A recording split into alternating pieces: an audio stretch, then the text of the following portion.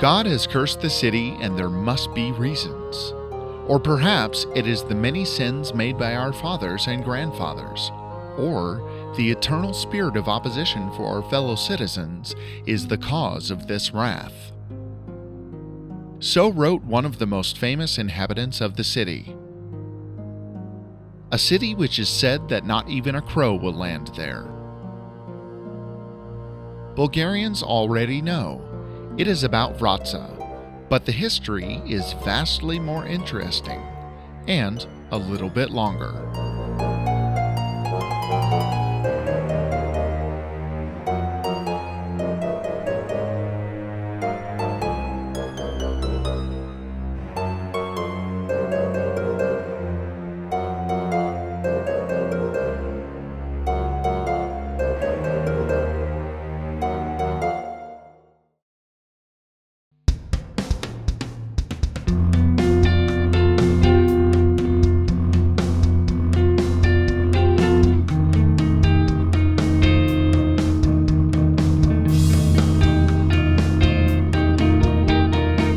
Vratsa, where the crow will not land.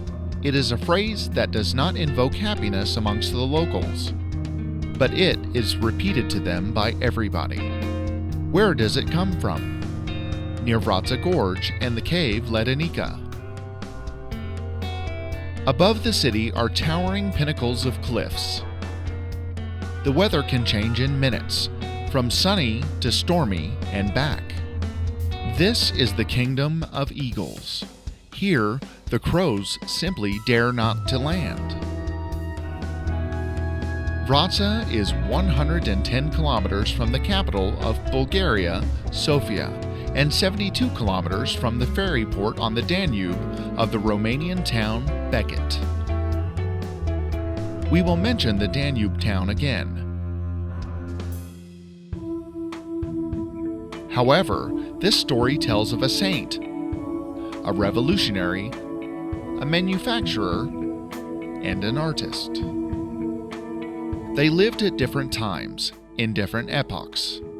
Their total existence spans within 220 years, from 1739 to 1959, a long while. They remarkably affected the history of the city, and made it what it is today, but each of them has changed the destiny of Bulgaria. They have also had an impact in various parts of Europe. Clergyman and writer Sophronie of Vratsa, poet and revolutionary Hristo Ботев, Mito Orozov, the manufacturer, sculptor Andrei Nikolov. A cursed city, wrote Vاسιλ Кънчов, scientist and politician, the closest friend of the Orozov factory owner. The history of Vratsa, however, began unthinkably earlier, and it is fundamental to the whole continent. 4,000 years before Christ, archaeologists found tools from that era, which are definite proof of the existence of a settlement from that time. It was there more than 1,000 years before the founding of ancient Egypt.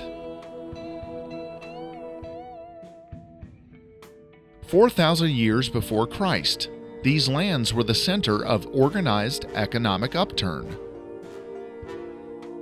It is the Chalcolithic era. Pottery and copper mining were flourishing crafts. Near Vratsa have been made some of the most important archaeological discoveries in all of Europe. Two of them are related to the most advanced civilization of the mysterious continent, the Thracians. They influenced each other and vied with the ancient Greeks. Some of the Greek commanders have said that they would have submitted to them if the various tribes were united. The Regional Historical Museum preserves two of their most remarkable treasures, Mogilanska and Rogozensko. Mogilanska is a part of a burial mound with 3 tombs. One was robbed in antiquity, but the other 2 are almost completely preserved. In the largest of the tombs, archaeologists found the remains of an old man and a young woman. They also found weapons, silver phials, and other containers. The funeral practice for this tomb was extremely rich, and this showed scientists that there was buried the princess of the Thracian tribe Tribali, who lived in the 4th century BCE. The head of the young woman was adorned with a golden crown of fine gold.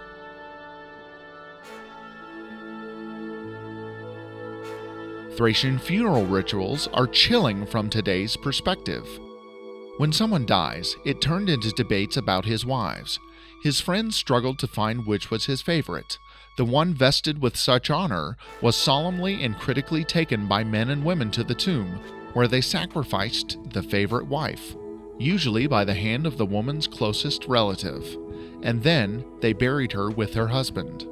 So it was described by the father of modern history, Herodotus.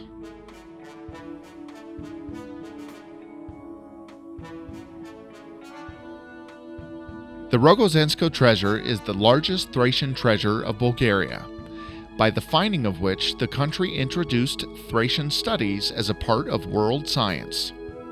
It was discovered by accident. In 1985, when digging in his garden, Ivan Dimitrov from the village of Rogozin located 65 exquisitely crafted silver vessels. Obviously, for some reason, they had to be hastily buried. In the beginning and the following year, archaeologists from the Museum of History in Vratsa found very near to Ivan's find the rest of the treasure. The final number was 165 vessels, bowls, pots, and phials. It is assumed that they belonged to a local dynasty and were collected for almost a century and a half. They depict scenes from Thracian and ancient Greek mythology, which often overlap each other. This explains why the stories of heroes from these lands were not isolated exceptions. Of world sensation, however, was a woman. At excavations at the prehistoric settlement at the nearby village of Ahodin, a student came across a perfectly preserved female skeleton in a fetal position. Studies show that it is 8,100 years old. This was the oldest complete skeleton in Europe until the year 2004. The skeleton belonged to a woman aged 25 to 30, of a Mediterranean anthropological type. The scale of the discovery, however, is much larger. The burial was performed so long ago in a special way. The building surrounding her is a mausoleum. The find is unprecedented so far in the world. A mausoleum from the early Neolithic age. Millions of years earlier was built another unprecedented structure, but that one was of God's design. And so, the new old structure was called God's Bridge. It is located about 15 kilometers from Vratsa.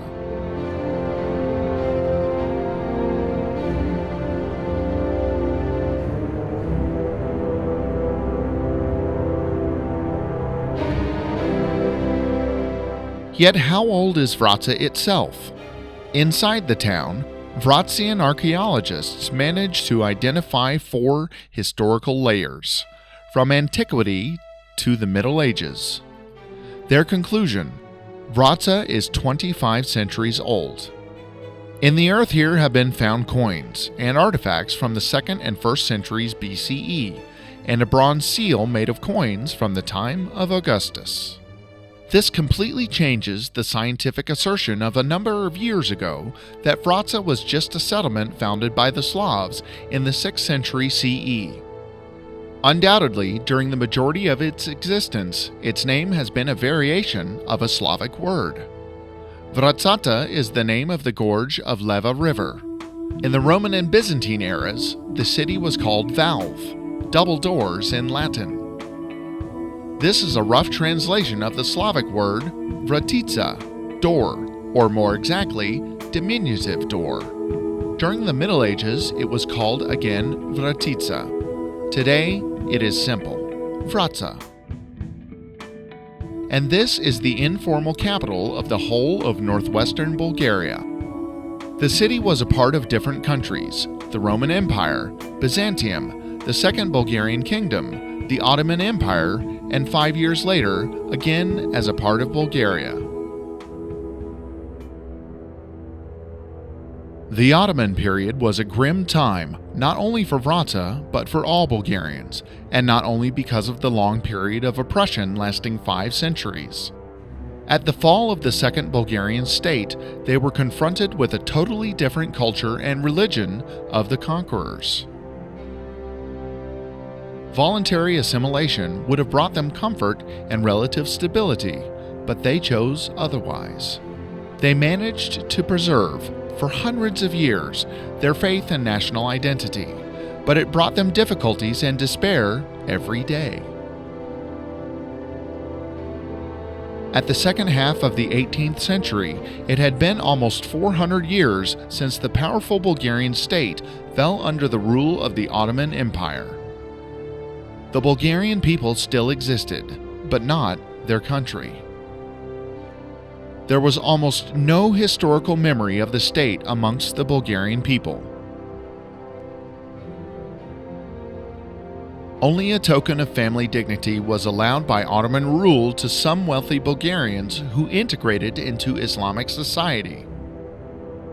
They were allowed to build residential towers. This is a version of the main or only tower in the medieval castle.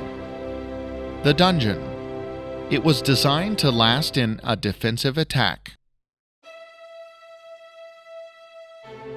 These are 2 of the 3 preserved in Bulgaria. Dungeon towers, Kurtpashova and Mesjite. They were raised in the 17th and 18th centuries. But one monk decided that the ancient Bulgarian history still exists, and was kept in different Bulgarian monasteries and spread throughout Europe's libraries. The spiritual name is Paisi Hilandarski, just as the name of the monastery in which he served. He wrote the book Slavic History, based on the sources he gathered. Ironically, or coincidentally, the work appeared 3 years after the publication of one of the most significant books of European civilization, Candide, by the writer and philosopher of the French Enlightenment, François Voltaire. This novel, filled with bizarre events and ironic comments, parodies adventure novels and major tragedies. Today, many take it for the beginning of the style of novels of black humor.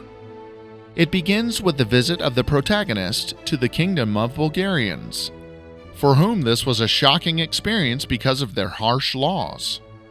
Paisi Hilandarski wrote a similar book, with his own thoughts and different storylines.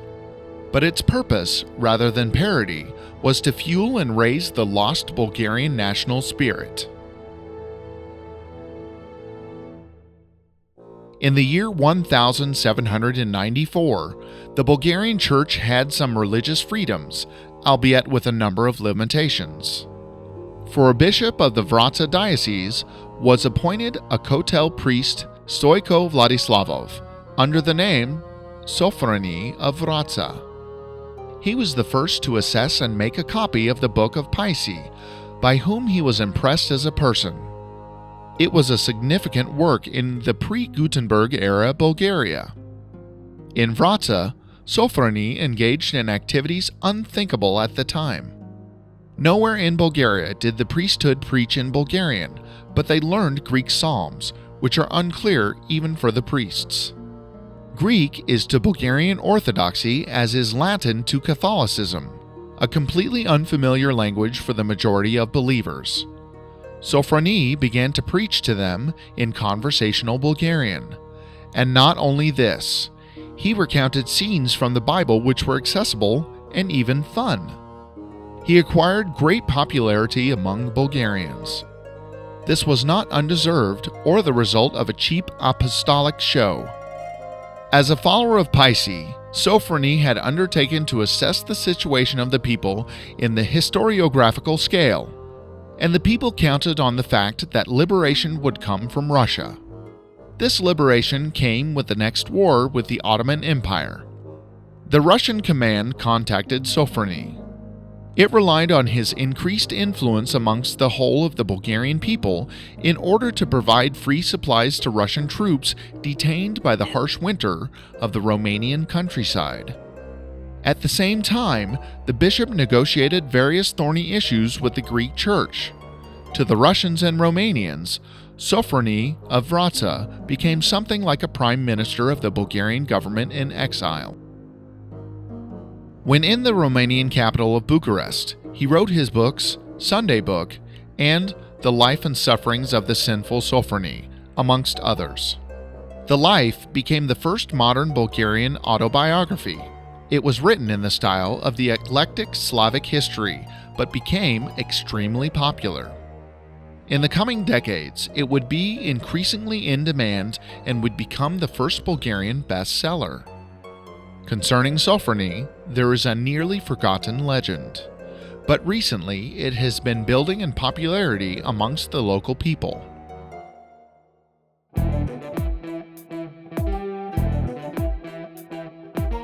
"16 kilometers from Vratsa is the cave Ledenica. It is an unusual cave, to say the least. The temperature inside is permanent and stable, between 8 and 16 degrees Celsius throughout the year. It is 320 meters long and has 10 rooms. It was discovered in the Middle Ages by goat herds who found a perfect year-round refrigerator in which to store their milk. But there was no way for them to know that this is one of the caves with the most technologically perfect acoustics in the world. Natural acoustics technology. Today, Ledenica has hosted elitist symphony concerts.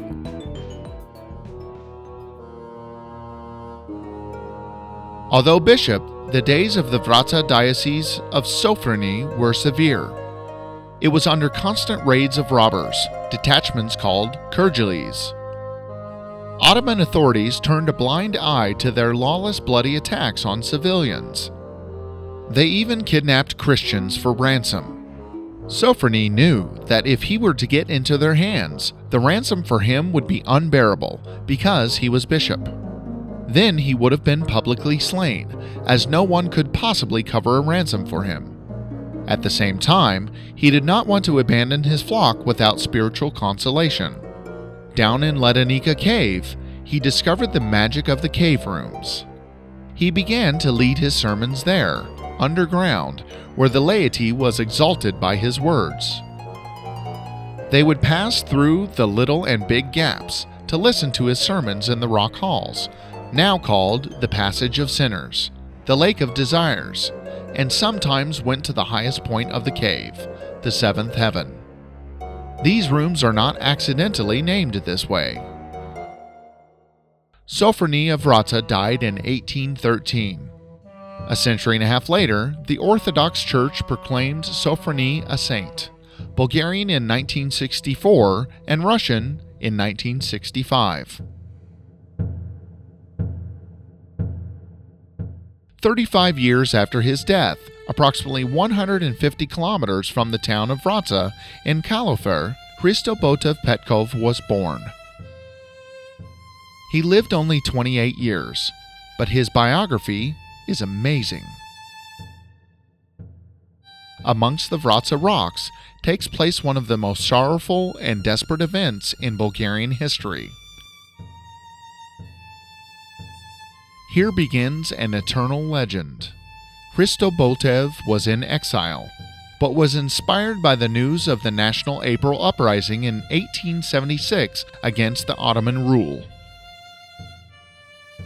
Already known as a poet and publicist, an active revolutionary and activist abroad, he organized a revolutionary band.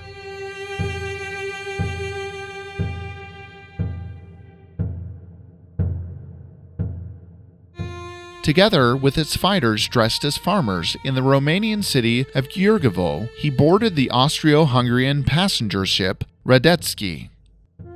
On his way to join other rebels in the ports of Zimnica, Turnu Măgurele, and Becket, Ботев had already been informed by message that the uprising was crushed and the march would be meaningless.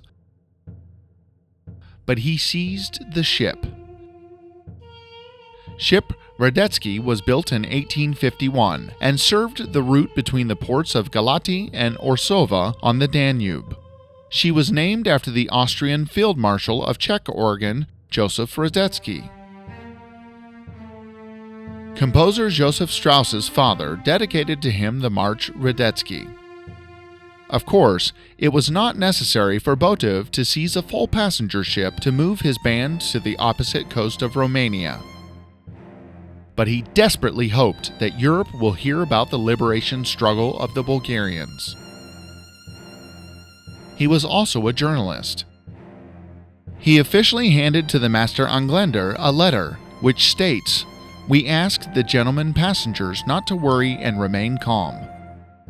As for you, Mr. Captain, I have a hard job to invite you to leave the steamer at my disposal until our very descent. At the same time, I declare that your smallest resistance will put me in sad need to use force.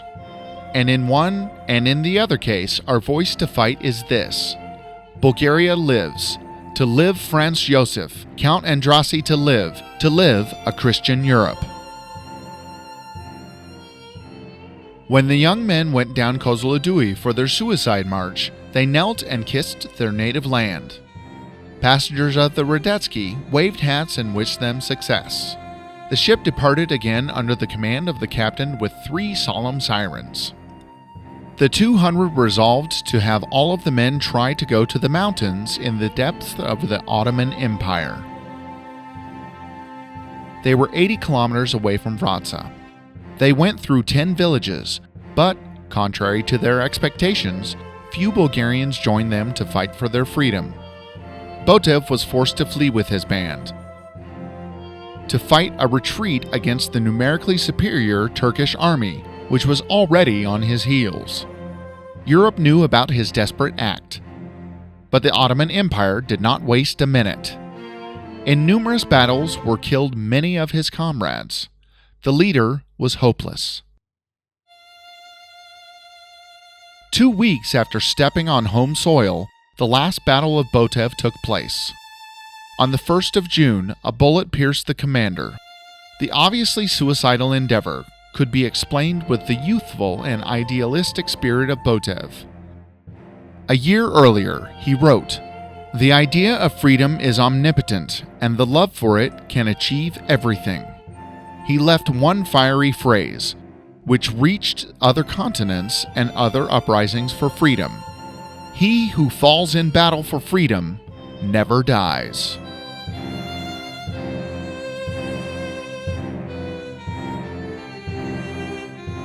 Although he was not born in Vratsa, Hristo Ботев is the most symbolic figure here. The central square is named after him. A 12-meter statue was raised in his honor that seems ready to fight the very mountains themselves. On this square, the Turks exposed the cut-off heads of the killed rebels in order to terrify the population. But another magical legend in this region and throughout Bulgaria started just here. Locals tell that from all of the killed men was missing only one head, that of the commander, Ботев. Until the 70s of the 20th century, many adults ideally believed that he hid somewhere and continued to avenge his comrades against his enemies. A simple calculation would show that such an age is hard to achieve by even the most stubborn revolutionary, and the Ottoman Empire had been long gone.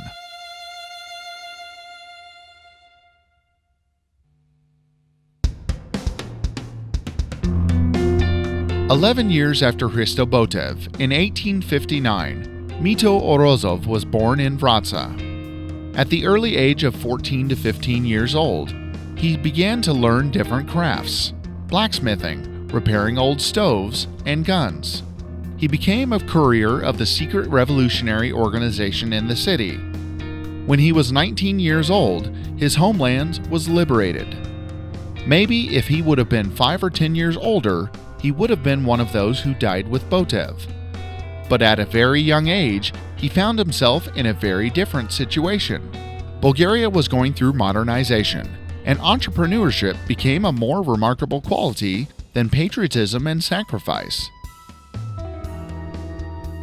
It was as if the young Orozov was created exactly for this. Although self-taught, at 24 years old, he already had his own workshop. He owned and managed the production of trucks and horse-drawn carts, with iron fittings on the wheels. He was part of the global wave of transport, along with rail transport, the modernizing trains and metros first. He acquired his own factory for convertibles, cabs, and clunkers. These cars were characterized by grace, but also strength. The pride of the manufacturer were the springs. They went through the furnace constructed by him. Hoods provided warmth and comfort for the passengers. Soon, the word spread throughout Bulgaria of the modern vehicles coming from Vratsa. At the end of the 19th century, even the court of the Bulgarian Tsar Ferdinand began to order vehicles from the factory Orozov. The manufacturer was consumed by the thought of improvement, but not for profit at any cost. In 1907, he became the first employer in Bulgaria who introduced a 9-hour working day as opposed to the usual 12 hours at that time. The same year, the factory of Orozov won gold and silver medals in various categories at a London exhibition. Then he was contacted by the American manufacturer Henry Ford. He offered Orozov a partnership with the Detroit-based factory Ford Motors Company, founded only 4 years before, and the cart factory M. Orozov. The Bulgarian refused. At this point, the U.S. city began its rise as a global automotive capital. Perhaps that was one of Orozov's mistakes. Only a few years later, Bulgaria would sink into the maelstrom of World War I and 2 Balkan Wars. This affected almost fatally the business of Mito Orozov. There was a drastic decline for the demand of luxury coaches. In the early 20s, he began to rise from the blows his business had suffered and continued to suffer. And then, a large urban fire spread over the factory. Orozov was inside. At the sight of the flames which were fiercely swallowing the fruits of his labor and talent, he decided to stay inside, with his favorite burning car models. Thus, he remained true to his belief that a man must die healthy, on their own 2 feet and in the workplace, not sick and in bed.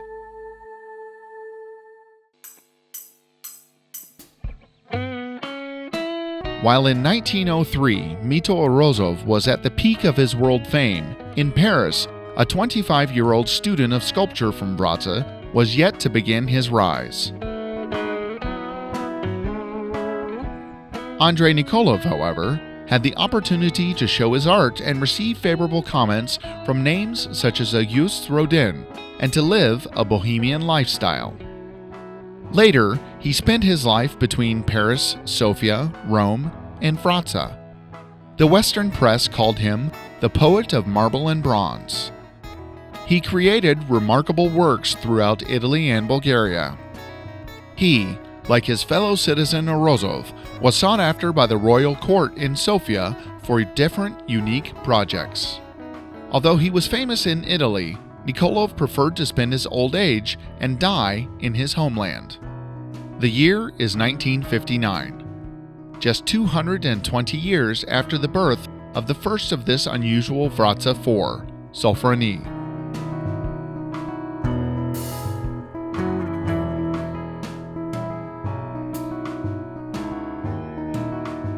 Sophronie passed away in mystery. Nobody knows anything about his last years. Ботев and Orozov died tragically. Nikolov, at the age of 81, at peace with himself, but lonely. Sophronie of Vratsa, Hristo Ботев, Mito Orozov, Andrei Nikolov. If the 4 had met somewhere in the time and space continuum, maybe none of them would like the other 3. But these great men, just like a human compass, represent 4 opposite sides of our progress. 2 of them were born in Vratsa, the others not. But for all of them, their mission was linked inexorably with Vratsa. So if you have roots in Vratsa, you have to reach the end. The journey is thus: Vratsa, perseverance till the end and beyond.